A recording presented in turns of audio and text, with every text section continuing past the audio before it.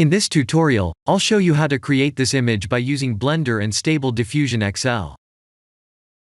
I'll use a basic primitive mesh to create a simple prototype scene for the Stable Diffusion.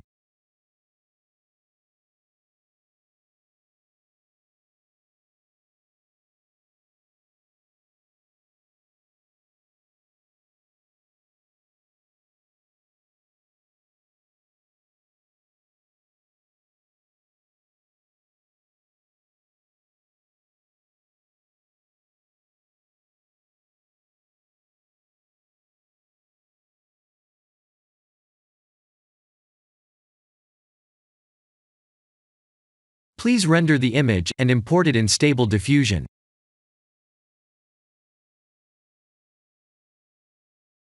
I'll share the full prompts in the description below. Please set the preprocessor to none, and select the correct depth model.